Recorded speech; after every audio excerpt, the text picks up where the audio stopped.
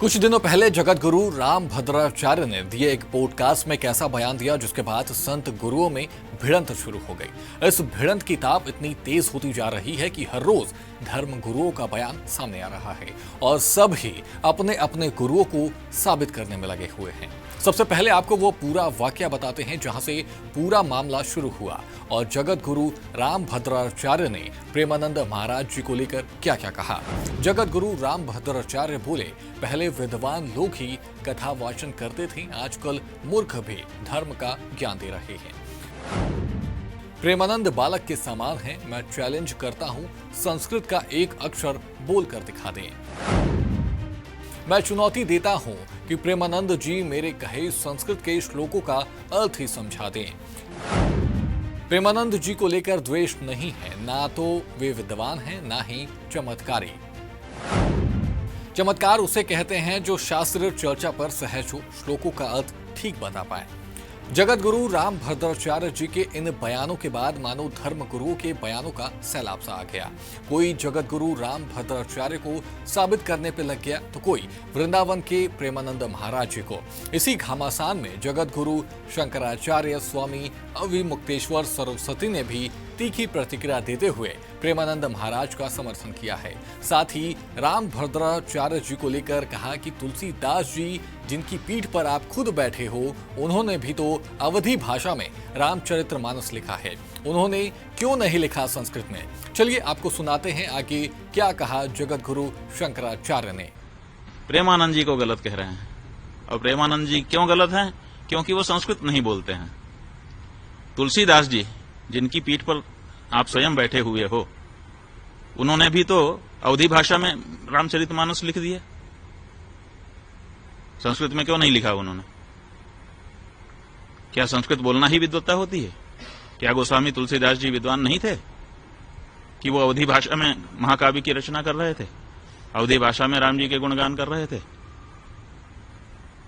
अगर संस्कृत में बोलना ही विद्वत्ता है तो इस सिद्धांत के अनुसार तो तुलसीदास जी भी विद्वान नहीं आपकी दृष्टि में होंगे, क्योंकि उनका तो सारा का सारा साहित्य, चाहे वो बरबय रामायण हो, चाहे वो गीतावली हो, चाहे कवितावली हो, चाहे हनुमान चालीसा हो, चाहे बजरंग बाण हो, छोटे से छोटा बड़े से बड़ा रामचरितमानस, सब कुछ अवधी भाषा में है, संस्कृत में नहीं है। तो क्या तुलसीदास जी विद्वान नहीं थे? तो ये जो परिभाषा आप लेकर के आए और हमने ये पूछा है कि आप ये बताइए, प्रेमानंद जी महाराज दिन भर राधे राधे श्याम श्याम कह रहे हैं, तो राधे राधे श्याम श्याम ये जो शब्द हैं ये संस्कृत भाषा के हैं कि नहीं, और संबोधन विभक्ति में हैं कि नहीं?